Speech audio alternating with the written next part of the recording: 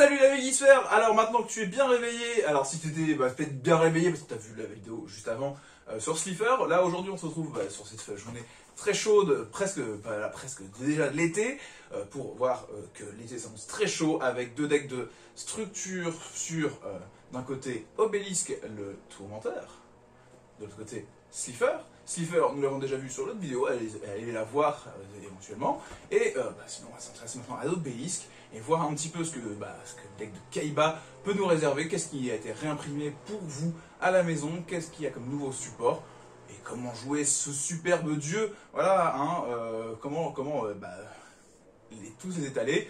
En tout cas, comme je le disais sur la vidéo Slifer aussi, c'est super cool en ce moment de tout ce qui se fait. J'ai aussi très hâte, voilà, comme vous peut-être, de l'annonce qui a été faite sur quand même une carte à l'effigie ou inspirée de Antoine Griezmann. Ça c'est quand même assez fou, hein. Une carte qui est faite, inspirée de quelqu'un, c'est quelque chose de peu commun, donc ça en fera une carte très authentique, très intéressante. On verra évidemment si elle est très forte, hein. Il avait l'air de nous dire que lui il avait donné des conseils pour que la carte soit très très forte, hein, qu'on a envie de la jouer, qu'elle vienne aider les decks des joueurs en tout cas. Moi j'ai hâte de la voir parce que je trouve que c'est une très bonne idée de la part de Konami de récompenser peut-être un champion aussi de cette façon et qui est fan aussi de cette licence comme vous, qui a connu ça effectivement dans les premières générations, hein. Donc c'est quand même assez cool. C'est quand même assez cool et bon maintenant on déboîte tout, on sort la patate de chameau façon Obélisque, hein, voilà, hein, bon celui-là il lance pas des menhirs. Ouais, comme je dis, il met des patates de chameau à façon Conan. Donc, on découvre ça ensemble tout de suite. Bon, alors maintenant on va découvrir ensemble le deck Obélisque, le Tourmenteur, avec son fidèle Idéfix, hein, je crois, c'est ça, hein, c'est un mec qui taille des cailloux, tout ça, en Bretagne. Ah non, c'est vrai qu'on est en Égypte, je dis des bêtises, donc bon, hop, on découvre le fameux tapis, et au fond de la boîte, un superbe deck avec Obélisque, le Tourmenteur. Donc sur ce tapis, voilà, hein, si vous avez acheté le deck, vous allez avoir un super visuel d'un côté, ça c'est assez sympa. Et de l'autre côté, on va avoir quelques petites explications de comment tourne le deck, hein, comment tournent un peu les combos, qu'est-ce qu'on peut faire avec les cartes de ce deck-là, hein, et puis du deck qui l'accompagne, le deck Slifer. Mais pour le deck Slifer, je vous invite à aller voir la vidéo sur le deck Slifer, ça ira plus vite pour vous. Et maintenant, on va découvrir ensemble Obélisque, le Tourmenteur. Donc Obélisque, le Tourmenteur, qui est la clé de voûte, hein, de ce deck, hein. Effectivement, on nous a fait un deck spécialement autour de lui, un deck spécialement autour de Slifer en face. Effectivement, il nous manquerait peut-être un deck rat, mais le deck rat, dans un sens, on nous a donné pas mal de support avec un display complet, hein, qui était inspiré avec des cartes de rat.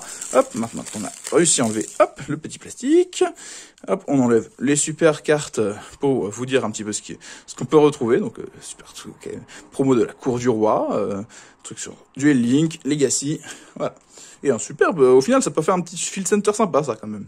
C'est bien. Hop, donc, Obélisque. Obélisque, ça fait partie des monstres les plus costauds, hein, du jeu. Il est attribué évidemment à Kaiba. Hein. Kaiba, c'est le mec qui joue des monstres qui sont forcément full vénère tout de suite, hein, là où effectivement Yugi joue un peu plus technique avec des choses qui peuvent se booster, hein, comme le Slifer. Là, on a un truc qui est pur, dur, costaud, direct. Hein, c'est un Obélisque. Hein. 4000, niveau 10. Il nous demande 3 sacrifices pour l'invoquer. Normalement, il peut pas être posé. Normalement, il nous dit que son invocation normale ne peut pas être annulée et on peut pas activer de carte lors de son invocation normale. Donc, ça le protège des contre-pièges et des trappes, donc c'est plutôt pratique, hein, ça assure le coche quand on a déjà sacrifié 3 monstres, hein, c'était déjà un peu compliqué, surtout à l'époque, hein, souvenez-vous les anciens, mais Obélisque avec effectivement 3 sacrifices, c'est gozo. Après bon, il y a quand même 4000 de patates, hein, mais des fois on se demande pourquoi Kaiba préfère sacrifier 3 dragons blancs à 3000. Ce qui fait mathématiquement 9000 points de vie potentiellement qu'on peut enlever pour mettre un truc juste à 4000. Bon, qui enlève directement les 4000 de Battle City, mais effectivement, moi dans le doute, des fois je préfère quand même garder mes 3 trucs à 3000. Bon, ça c'est un petit point de vue, chacun sa stratégie. Hein. Après il nous dit que aucun joueur ne peut cibler cette carte avec des effets de carte. Donc là, il est un peu protégé quand même, le petit pépère. Il nous dit qu'une fois par tour, durant la phase, si cette carte est invoquée spécialement, on l'envoie au cimetière. Voilà. Donc ça, on peut pas trop jouer avec le Monster Reborn, à part si c'est pour placer un OTK. Et après, il nous dit que on peut sacrifier 2 monstres, détruisez tous les monstres contrôlés par votre adversaire, et cette carte ne peut pas déclarer d'attaque le tour où cet effet est activé. Donc là, c'est une petite bestiole à 4000 qui donne un petit coup de poing gentil sur tout le terrain adverse, mais faut quand même sacrifier 2 monstres de notre côté, et lui il peut pas taper. Donc faut avoir d'autres monstres à côté qui tapent fort quand même, hein, parce que détruire tous les monstres adverses si on peut jamais taper, c'est pas forcément très utile. Donc voilà, mais il est quand même costaud, hein, il est quand même costaud ce petit obélisque. Donc là, on découvre croisement d'âme, donc une magie rapide que vous avez vu aussi peut-être dans le deck Slifer si vous avez vu la vidéo de Slifer. Durant la main phase, immédiatement après la réalisation de cet effet, invoqué par sacrifice un monstre bête divine. Et lorsque vous le faites, vous pouvez sacrifier un ou plusieurs monstres contrôlés par notre adversaire. Et même si vous ne les contrôlez pas. Mais si vous invoquez par sacrifice cette carte, enfin de cette façon, on applique l'effet suivant. Jusqu'à la fin du prochain tour, après la réalisation de cette carte, vous ne pouvez activer qu'une carte ou effet par tour sans prendre en compte les effets de monstres bêtes divines. Donc ça nous permet d'invoquer avec les monstres adverses notre obélisque, hein, ou notre Slifer, ou notre rat, une bête divine, hein, tout simplement, rincer les cartes adverses, ce qui est pas mal, mais par contre on pourra faire qu'un effet, hormis les effets des bêtes divines elles-mêmes. Ce qui est, somme toute, assez cool quand même. On peut avoir rincé le board adverse, ça nous permet potentiellement de gérer le terrain adverse grâce à ce croisement d'âme, de pouvoir empêcher notre adversaire de s'installer, et donc d'avoir quand même une 4000 qui va faire des dégâts chez l'adversaire rapidement. Hein. Donc l'obélisque quand même une bonne carte, le croisement d'âme est une carte qui vient venir booster. Après on a le point du destin, donc voilà, un gros coup de poing comme je disais hein, chez obélisque. Donc une magie rapide qui nous dit que l'activation de cette carte ne peut pas être annulée, donc ça c'est quand même assez cool.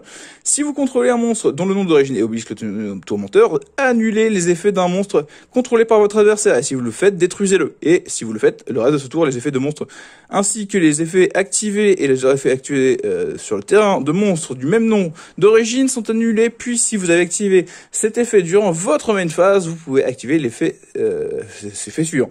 Voilà, donc là on a déjà un gros effet dès le départ, et il nous dit que on détruit toutes les magies pièges et tous les pièges contrôlés, enfin toutes les magies et tous les pièges contrôlés par notre adversaire. Voilà. Donc le coin du destin, on a une carte qui est un peu similaire chez Slifer, hein, si vous avez envie d'aller voir la vidéo. Le point du destin nous permet donc de détruire un monstre en l'annulant et en annulant tous les copains qui auraient le même nom. Donc c'est plutôt quand même correct. Et en plus, on détruit toutes les magies pièges. Donc ça fait quand même un grand nettoyage. Hein. Je sais pas si vous vous rendez compte, mais ça fait un très très gros nettoyage. C'est-à-dire que si on a commencé avec croisement d'âme, point du destin et puis obélisque, hein, les 3 premières cartes, on a quand même rincé le terrain adverse et on a mis 4000 ici. C'est toujours gratuit, hein, c'est toujours sympa. Après, on a l'évolution de Dieu, donc une magie normale. L'activation et l'effet de cette carte ne peut pas être annulé. Donc ça, c'est vraiment des magies, voilà, c'est une magie divine, quoi. C'est bon, on les gêne pas les dieux, quoi. Ils sont, faut pas les gêner. Donc ça c'est pratique parce que effectivement, dans un sens, le fait que ces cartes ne puissent pas être annulées, je trouve ça vraiment cool. Parce que ça permet éventuellement que les decks dieux égyptiens puissent rivaliser un petit peu quand même face aux cartes méta, parce que effectivement les effets ne peuvent pas être annulés, quoi. Donc on place notre carte, quoi. Enfin ça c'est vraiment cool. C'est vraiment cool parce que c'est ce qu'a besoin un deck obélisque ou un deck Slifer aujourd'hui, c'est de pas être annulé. Donc voilà, donc c'est plutôt cool. Alors, elle nous dit quoi après? Choisissez un monstre que vous contrôlez dont le type d'origine est bête divine ou dont le nom d'origine est Avatar, le démon de l'enfer, Deadroot, le démon de l'enfer, ou Eraser, le démon de l'enfer. Les monstres déjà affectés par l'évolution de Dieu exclus. Il gagne 1000 d'attaque def et ses activations d'effets et ses effets activés ne peuvent pas être annulés, et aussi il gagne l'effet suivant. Lorsque cette carte déclare une attaque, vous pouvez faire envoyer à votre adversaire un monstre qu'il contrôle au cimetière son choix. Ah, c'est pas mal. Alors, ce qui est intéressant, c'est qu'effectivement, ça nous permet de jouer avec d'autres cartes effectivement, Bête Divine, au final, parce que ça nous permet de jouer avec l'Avatar Démon de l'Enfer, le Deadroot, le Démon de l'Enfer, et Eraser, le Démon de l'Enfer. Donc, effectivement, on a d'un côté les Bêtes Divines, mais on a aussi, effectivement, leur alter ego maléfique, hein, qui apparemment ont le droit un petit peu d'être joué avec cette carte. Donc ça c'est sympa, c'est sympa de la part de Konami, effectivement, d'inclure d'autres choses pour ça. Donc et la carte est quand même pas mal, hein, effectivement, donner 1000 d'attaque def, bon, on est déjà un obélisque à 4000, c'est toujours sympathique. Ces effets ne peuvent pas être annulés, donc ça c'est propre, hein, parce qu'effectivement, par exemple, Slifer qui a son effet qui ne sera pas annulé, ça j'aime vraiment dans l'idée. Et en plus, quand il déclare une attaque, on envoie un truc au cimetière. Donc non, ça met le feu, ça met le feu. Mur de résistance de niveau. Alors là, on a carte un peu rigolote. Alors je sais pas effectivement ce qu'ils font avec leurs petites étoiles. Ils font des calculs bizarres. On va regarder un petit peu ce que fait la carte du coup. Si un ou plusieurs monstres que vous contrôlez sont détruits au combat ou par effet de carte de l'adversaire, ciblez un de ces monstres. Invoquez spécialement un ou plusieurs monstres depuis votre deck en position de défense afin que la somme de leur niveau soit égale au niveau du monstre, mais annulez leurs effets. Ouh, j'adore cette carte. Alors c'est une carte qui est complètement folle. C'est vraiment fou, parce que bon, c'est une carte qui est géniale pour effectivement des cas sacrifice, parce que ça nous permet d'invoquer plein de petits monstres pour faire une invocation sacrifice juste derrière. Mais c'est surtout, c'est que, je sais pas si vous vous rendez compte, mais dans un deck synchro, on vous détruit votre synchro, vous allez réinvoquer plein de monstres pour refaire le même niveau de synchro, quoi. Donc ça, c'est extrêmement intéressant comme carte, hein. Mur de résistance de niveau, effectivement. Comme je dis, c'est pas que pour les decks, à sacrifice, quoi. Ça peut donner des choses très intéressantes, éventuellement dans des decks synchro, hein. Pourquoi pas. L'ange 01. Si vous invoquez spécialement cette carte depuis votre main, en révélant un monstre de minimum niveau 7 depuis votre main, ok, on l'invoque spécialement, bon, un monstre de minimum 7, donc un dieu égyptien c'est 10, donc normalement ça le fait. Vous pouvez invoquer ce monstre-là qu'une fois par tour. Tant que vous contrôlez cette carte, invoquer spécialement, vous pouvez invoquer par sacrifice un monstre de minimum niveau 7 en puissance d'attaque durant votre main phase, en plus de votre invocation pause normale. Bah voilà, bah c'est pratique, effectivement. Un vrai extender pour les decks avec des monstres de haut niveau. Donc, parfait, hein, parfaitement taillé pour un dieu égyptien. Voilà, un vrai petit ange. Le Marmar, donc une réimpression en plus un petit peu brillante, ça fera plaisir à certains. 2100-1004, il nous dit qu'il n'en invoque spécialement sauf par l'effet d'un monstre Wyrm. Et durant votre main phase, vous pouvez réduire le niveau de cette carte de 1, et si vous le faites, invoquez spécialement un jeton Minimar 300-200. Et vous ne pouvez utiliser cet effet de Marmar que max 3 fois par tour. Donc en fait, l'idée de Marmar, c'est d'invoquer de l'invoquer qui résiste, et que derrière on puisse faire plein de jetons pour invoquer par sacrifice un monstre dieu égyptien. Donc c'est une réimpression intéressante. Une réimpression de Plumeau de Damarpi, je ne sais pas si je vous la présente, c'est une petite carte comme ça qui détruit les magies de pièges contrôlées par notre adversaire, quoi. C'est une carte un petit peu sympa qui est revenue dans les bannistes. Alors là, ça c'est une carte, moi je kiffe. Alors bon, je prépare ma version LDD, hein, effectivement, qui brille un peu. Mais le Momonga agile, alors ça c'est les cartes de old school, quoi. C'est un monstre terre bête niveau 2. Donc des fois il peut être cool, hein, vous pourriez le mettre dans un Melfi aussi, hein, parce que il a ce qu'il faut. Si cette carte est détruite au combat et envoyée au cimetière, vous gagnez 1000 points de vie. Puis vous pouvez invoquer spécialement un nombre de votre choix de Momonga agile depuis votre deck en position de défense face verso. Donc en gros, en fait, on fait détruire notre Momonga, on en réinvoque 2, ce qui nous permet d'avoir plus de monstres pour essayer d'invoquer ce fameux monstre à sacrifice. C'est la vieille technique, normalement, le Momonga agile, mais c'est une technique qui pourrait, comme je dis, être encore très intéressante, très amusante aujourd'hui, et comme je dis, peut-être éventuellement dans un deck un deck Melfi pour en avoir d'autres, quoi. Le Bazou mangeur d'âme. Alors, old school aussi, hein, voilà. Le 1600, niveau 4 terre, bête. Une fois par tour, vous pouvez bannir max 3 monstres depuis votre cimetière jusqu'à la fin du tour de votre adversaire. Cette carte gagne 300 d'attaque pour chacun d'eux. Donc là, c'est dans la version où, bon, vous avez toujours pas réussi à invoquer votre monstre, voilà, sacrifice. Bon, on va essayer de faire un Bazou qui est un peu gros, quoi, pour essayer de tempo. Le Cyber Dragon qui s'invoque spécialement tout seul, si voilà, si notre adversaire contrôle un monstre, voilà, et bah, nous on n'en contrôle pas, on l'invoque spécialement. Donc un deuxième Momonga, un troisième Momonga, ça a l'air quand même logique d'avoir les trois.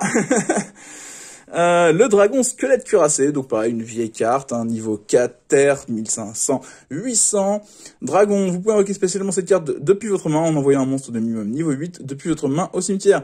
Et si vous sacrifiez cette carte pour l'invocation sacrifice d'un monstre de minimum niveau 7, le monstre ne peut pas être détruit par des effets de carte. Voilà, donc c'est pour protéger un petit peu le dieu égyptien, ça nous permet sinon d'envoyer le dieu égyptien au cimetière et faire un Monster Reborn dessus, pourquoi pas, c'est une autre technique, ou de réinvoquer l'autre monstre niveau 7 qui pourrait peut-être être un monstre comme voilà, comme un Marmar par exemple, si on a envoyé invoqué par un effet de Wyrm, pourquoi pas.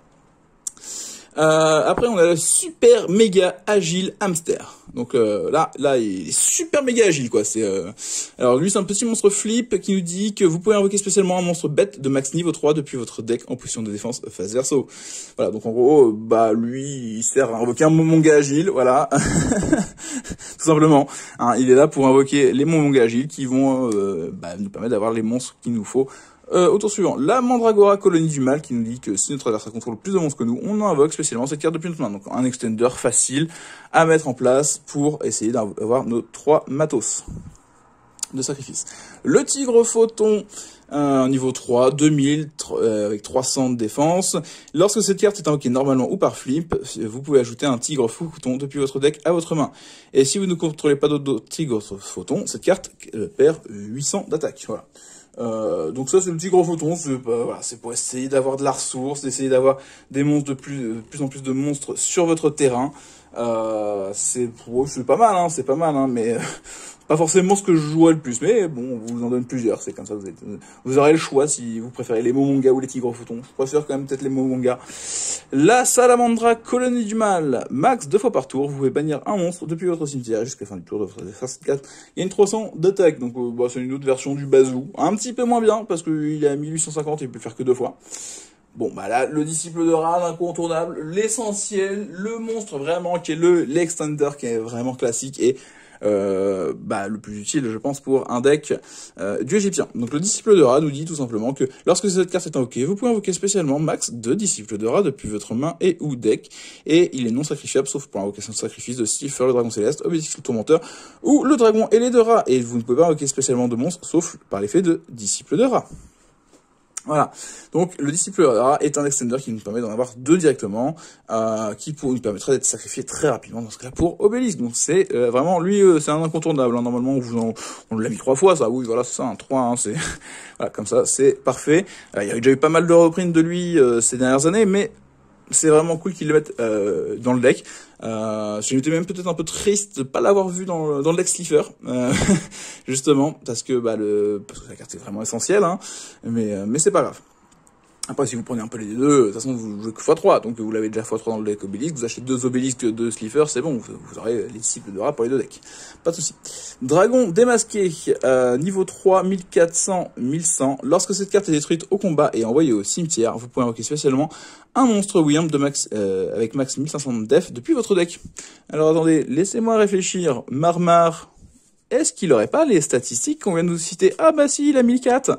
Donc il pourrait être invoqué par notre dragon démasqué, ce qui nous permettra facilement du coup de pouvoir faire des choses. Donc là, si vous avez envie de jouer sur une version Marmar, le dragon démasqué va être un petit peu utile pour vous permettre de sortir tous ces tokens et faire l'invocation de l'Obélisque, ou de Slifer, ça dépend de si vous montez en version Obélisque ou Slifer, ou un peu des deux, ou même avec Ra, si vous voulez.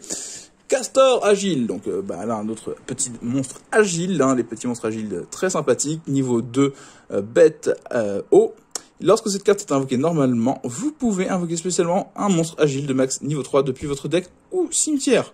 Voilà, donc ça c'est cool, hein. Le castor agile c'est pour remettre plus de monstres rapidement sur le terrain. On pourrait mettre le super méga agile hamster par exemple aussi, hein, ou réinvoquer un manga de notre cimetière, donc très très sympa.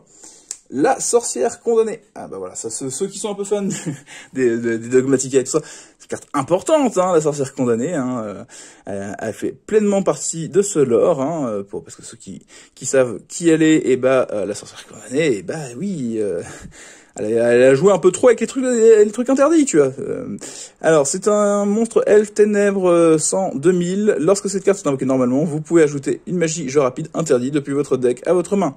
Voilà, à force de les avoir volés, dans le lore, c'est, voilà, maintenant, elle va les tutos.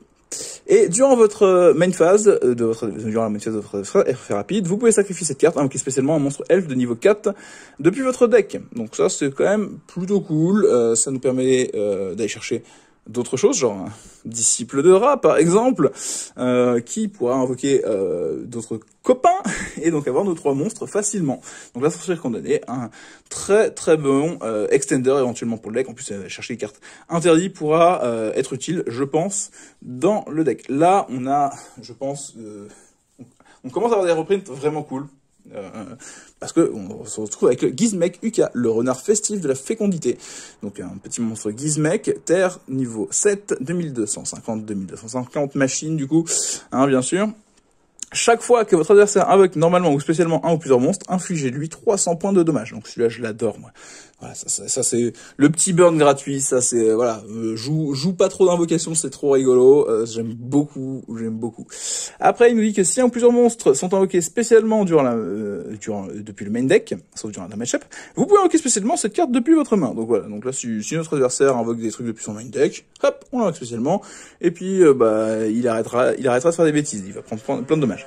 Et après, si cette carte est invoquée normalement ou spécialement, vous pouvez cibler un monstre face recto contre votre adversaire, invoquer spécialement un monstre de même attribut que le monstre dont l'attaque est égale à sa propre def depuis votre main ou deck. Voilà.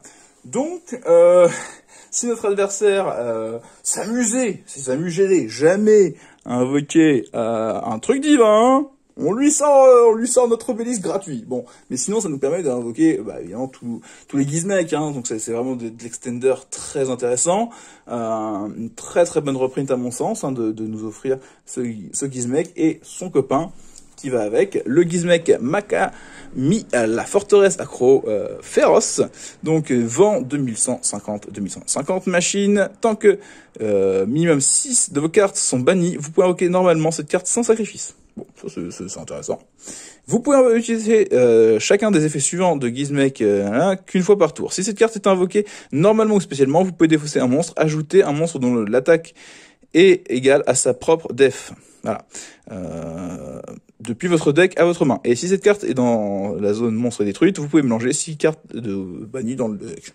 Donc ouais, donc le Gizmek Makami est intéressant parce qu'il peut nous permettre à la fois d'aller chercher Obélisque ou d'aller chercher Gizmek ou d'autres cartes qui partagent les mêmes statistiques. Donc c'est effectivement le deck Bête Divine que vous avez eu l'année dernière pourrait marcher aussi pour certains des monstres. Donc ça c'est vraiment plutôt intéressant. C'est une carte qui nous permet aussi de recycler des cartes qui seraient bannies, donc c'est bien aussi, ça nous permet de garder toujours un CA constant dans notre deck, d'être sûr de pas mourir à la meule, hein, par exemple. Donc voilà, une très bonne répression aussi pour les gens. Le contrôle cérébral, voilà, un petit classique, hein, pour prendre un monstre adverse en payant 800 points de vie, voilà. Bon, c'est un monstre qui peut être posé normalement, mais ça nous permet de prendre un monstre pour le sacrifier, tout simplement. Hein, ça, c'est ce qu'on veut. Le Monster Reborn, un bon classique pour invoquer n'importe quel monstre. La capsule d'une autre dimension, donc une carte que on n'a pas vu depuis un petit bout de temps, hein, je pense. Bannissez face verso une carte depuis votre deck. Après l'activation de cette carte, elle reste sur le terrain. Et détruisez cette carte durant votre deuxième stand-by phase après avoir activé cette carte, et si vous le faites, ajoutez la carte bannie à la main. Voilà. Donc la capsule d'une autre dimension, c'est une tentative de faire un sarcophage doré, mais en plus compliqué, et donc un peu moins assuré que le sarcophage, mais c'est pas grave, vu qu'on avait un Gizmek qui est remélangé au pire les cartes bannies, si ça va marcher, si on s'est fait détruire cette carte là, c'est pas grave. Le pot d'avarice pour remélanger 5 depuis notre cimetière et piocher 2. Excellent. La double invocation, bah oui, c'est pratique hein, quand même d'avoir plusieurs invocations pour faire des invocations de sacrifice de haut niveau, une fois qu'on a fait le disciple, donc utile. Le Graal interdit, hein, qu'on pourra aller chercher. Donc celle-ci, elle nous permet de dire en magie rapide, cible un monstre face recto sur le terrain jusqu'à la fin de ce tour. La cible gagne 400 d'attaque, mais ses effets sont annulés. Donc ça, c'est une carte utile pour nous permettre de tout simplement gérer le terrain adverse, hein, donc voilà, ceux qui auraient pas bien compris le lore, hein, effectivement. La sorcière condamnée, à force d'avoir fait joujou avec Dieu et les objets interdits, bah s'est retrouvée voilà condamnée. Elle est devenue après un ange déchu complètement. Et c'est un peu ce qu'on retrouve dans le lore Albaz et tout ça. Donc le Graal interdit, la lance interdite. Donc là, une magie rapide qui nous dit qu'on cible un monstre face recto sur le terrain.